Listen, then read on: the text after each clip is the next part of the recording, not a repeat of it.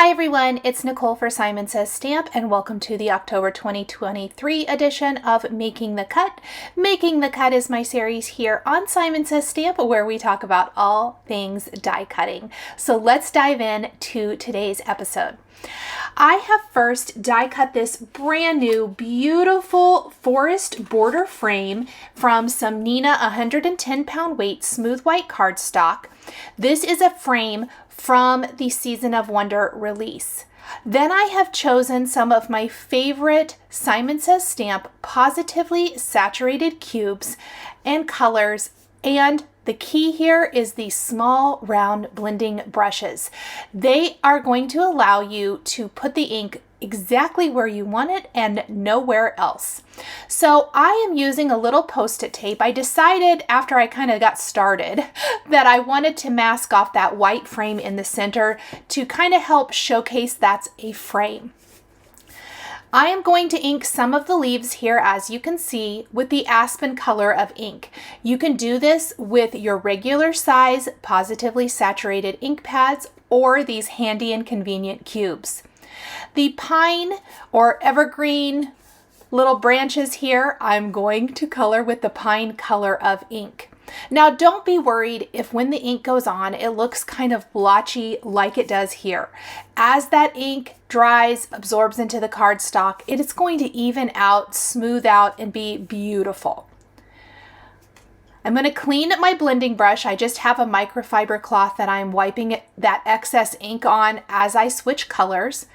And we're going to go back to, or go to the sage ink, pardon me, for these rounded leaves. And also this leaf cluster over here. My holly leaves I've left till last, and we're going to dive into a different trio of cube color inks to color those in. Let me put these away and grab my next color of ink. We're going to use Perfection, and I like that it's a different color of ink, making these leaves a distinct color. This is going to be great because we are going to embellish these with some of the new pine or red berries sequins from the Season of Wonder release to make little holly berries. Now, I removed my Post-it tape, but I didn't throw it away. Thank goodness, because we want to use this now to protect our frame while we do a little splatter. You guys know I love the Distress mica stain, and so I pulled it all off, and then I thought, oh no, let's go ahead and add some fun color or texture to this to give it a very snowy kind of look. I'm going to grab my splatter box, and we are going to generously splatter this entire thing with Frozen Fog Distress Mica Stain. This is probably my favorite color of the year for 2023 because it's so versatile. It's that silvery, shimmery, beautiful. It goes with everything. So I absolutely love this. I love using a plastic splatter box. It allows me to rinse it clean and reuse it over and over. So you can see I'm being really generous. Now, something else you might notice is I did not remove my frame from the cardstock when I die cut it. And I did this on purpose. It made it a lot easier to color in those little parts and pieces. Before my Distress Mica Stain dries, I am going to remove the Post-it tape just because I don't want the mica stain to seep through there and mess up my frame. And then I'm going to set that aside to completely air dry. We're not going to worry about pulling it out of the cardstock yet. But because this is such a delicate die, it is going to be so much easier to color it in if it's still in that negative space. Next, there are those little branches in the leaf that also comes in the forest border frame, and I have die cut that as well as the new layered bird bunch, and we are going to ink up these as well. So I am going to do a combination of really pretty blues and browns for my birds. I've laid out all of my bird pieces. the pieces that go together so it makes it easy to assemble. I'm using the colors Morning, Latte, and Cappuccino to color all of the pieces in. And again, I'm sticking with those small blending brushes because those really are the magic key here to being able to color in all these little parts and pieces so easily. I'm even going to use my place tool to help hold on to these since I didn't leave these in that negative space. As I color each bird, I am going to adhere them. And I'm using my Simon Says Stamp place tool to pick up each of these little pieces and assemble. The birds go together so easily. Now, I didn't even re-ink my orange round blending brush. I just used whatever was left on it to ink up the beak of my bird, and then I am layering on the pieces. These little chubby birds are so adorable. They are so cute and can be colored in a multitude of ways. I kind of was going for a rusticy kind of look, and then I even took whatever brown was left on my blending brush and went over the very, very light blue that I did for the belly of the bird. So it kind of has a bluish brown color to that area, and I love it. Let's color the rest of the birds the same. You're able to create 4 birds with this layered bird bunch. I did only end up using 3 birds on the finished card, so I can save that last one for a gift tag or for another card at another time. I even kind of got too much ink on that section of the bird wing, but it's not going to matter. That's a layering piece, and I think I'm going to be able to disguise that if it doesn't fade out completely anyway. And again, you'll notice I am working just 1 bird at a time. I found this was the easiest to keep track of all of my little pieces, and I forgot to do his beak again. I keep meaning to do that before I assemble the face. Working on the Simon Says Stamp glass mat is so wonderful. You can easily wipe it clean in between each color change. I always just keep a cloth nearby that I can wipe up my ink so I'm not accidentally transferring a color of ink to something that I don't want it to be on. Now, I was super anxious to see how the birds were going to look against this beautiful background, and I think I'm going to love it. It looks really messy right now, obviously, since we haven't popped our frame out of the negative space, but there are possibilities there. I'm going to color in these 2 remaining birds, and then we will build our background and put it all together. There are 2 products from the Season of Wonder release that are my absolute favorite, and they are both basics. This is a wonderful release. If you haven't checked it out, I highly encourage you to check it out at Simon Says Stamp. However, the basics I love are the wonderful wooden planks, and then the the embossing folder, pardon me, that we're going to use for this card, and the wood plank die. These are amazing backgrounds, or basics, not backgrounds, basics. Can be backgrounds. I love these. I am a huge fan of wood planks. There's a wonderful background stamp from Simon Says Stamp that I use over and over again. So I was excited to see some new options for creating in the latest release. And we are going to be using that Wooden Planks 3D embossing folder right now. I am going to emboss a 4 1/4 by 5 1/2 inch panel of Nina Smooth White cardstock, and look at that detail. Now, you could do this out of a colored cardstock if you wanted to and leave it as is. There's so many ways to use this embossing folder. I decided to go in with Fawn and Woodsy inks, and we are going to ink this up to really draw out the detail and definition of the wood planks. And again, I cannot stress enough that this is going to be something you're going to see over and over in my paper crafting videos, because this is an amazing basic product that can be used all year round. After I have that fawn ink, we are going to again go around mostly the edges with Woodsy. Don't be afraid of that super dark ink around the edges. It is going to fade, but I do like it darker around the edges to kind of help draw your eye in to the center of the card. This is going to be the perfect backdrop for our absolutely stunning forest border frame. So once we have this, it's time to pop our frame out. And I am going to gently work my way around my frame and pop the frame out. Now, I'm going to tell you that a couple of spots did not die cut and I didn't notice that. So I actually lined it back up and ran it back through again and it die cut perfectly. Then I have my frame out here, so pretty. And I have my birds laid out and the sentiments that I'm going to use. This is often how I plan out my card. I kind of lay it all out prior to finishing it. And this gives me an idea of what else I need. So remember earlier from that forest border die, I mentioned I die cut the individual leaves. We're going to ink these up and I am leaving them in the negative space again because it makes it a lot easier to add color. And using aspen and pine, we're going to add our color to these. I want to do this step first because I know I want to add some additional greenery to my frame. Next, we're going to go back to our splatter box. And if I had been thinking, I probably would have waited to splatter my frame earlier, but that's totally okay. It's not a big deal.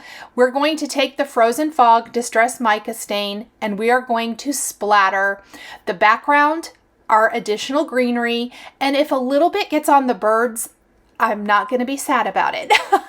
I want them to have a little bit of that too, so it almost looks like they're in this snowy forest. After I've done the Frozen Fog, I've taken some white gouache and I have watered it down just a tad so it splatters easier. I'm going to pick it up with a small paintbrush and we are going to add snow. Now I pulled my frame back in over the wooden plank background and I am being generous with the snow. We want this to be a very, very snowy background. I want everything to have that white snow on it. I'm going to set everything out and let it completely dry. It won't take long at all. And then we're going to pull it all together. While things are drying, this is a fantastic time to stamp greetings, get those die cut if you need to, and pull out anything else that you need to finish the card. I'm using greetings from another brand new product that is absolutely amazing. This is the Thankful and Grateful Stamp and Die Set. You can see that there is the Thankful and Grateful large scripty sentiments and then smaller phrases to go with it. You guys know I'm all about that. We are going to ink up the word grateful with cappuccino. Oh, did I use cappuccino ink? I think so. And then I'm going to do a little two-tone. I think I used maybe latte and cappuccino.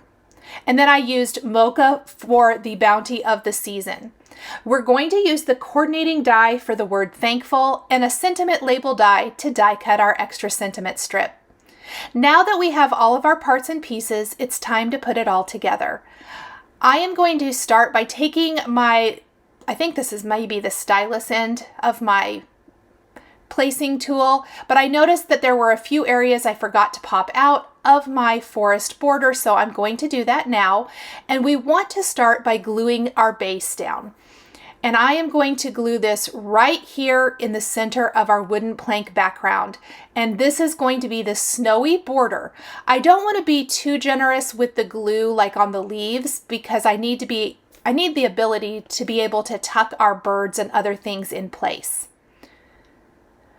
Next, we're going to figure out our placement for our birds, and I want them not to just sit on top of the design, but I want them to be part of the design. So you'll notice I'll use my tweezers and things to help lift up leaves so I can tuck them partially back behind, partially on top, and we're going to do this throughout. And I'm doing a visual triangle. Part of the reason I chose to only do the 3 birds, and once we have our placement all figured out, and I couldn't really get this guy like underneath.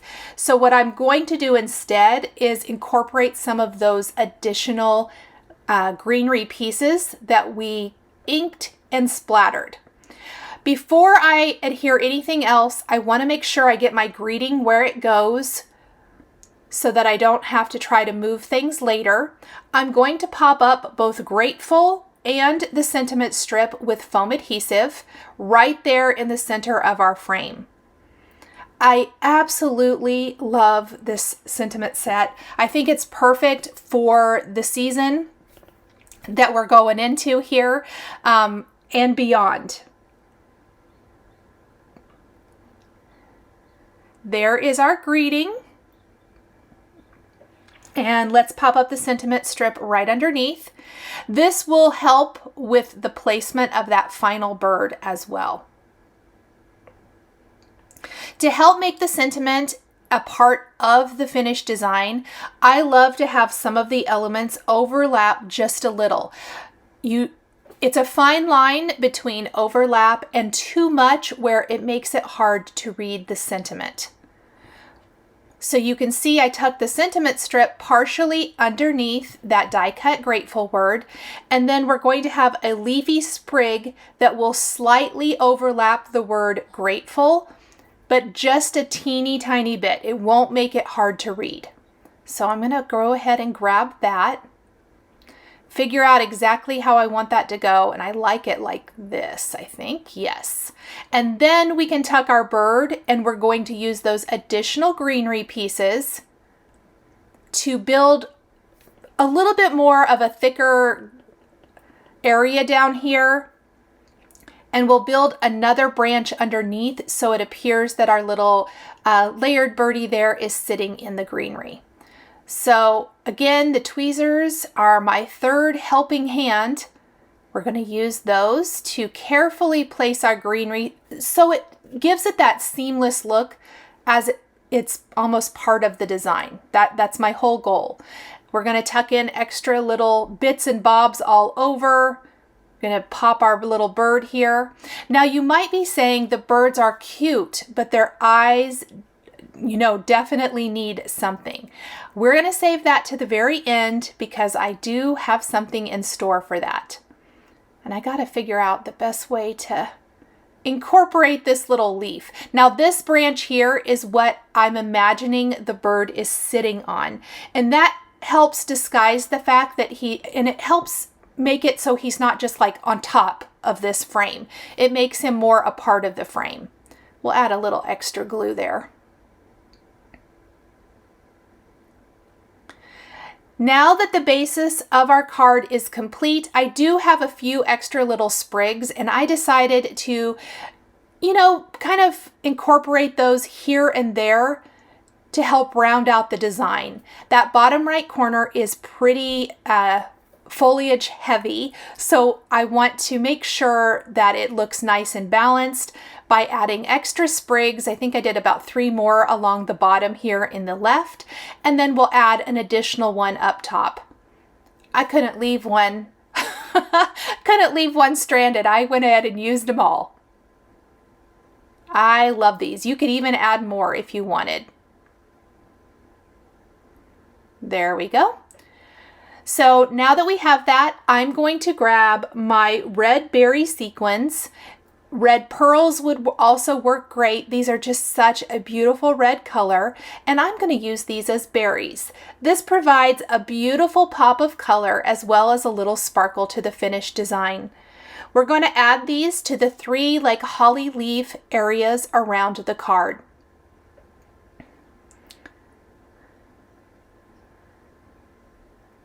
This provides amazing, amazing color as well as embellishment.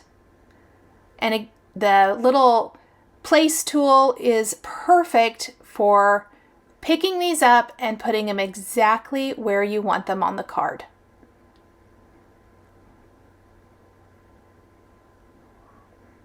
Finally, I'm going to grab some Pretty Pink Posh black pearls and add those to the eyes of my birds to make their sweet little faces pop. We'll glue this entire panel to a white side fold card base, and our beautiful wintry scene card is all finished.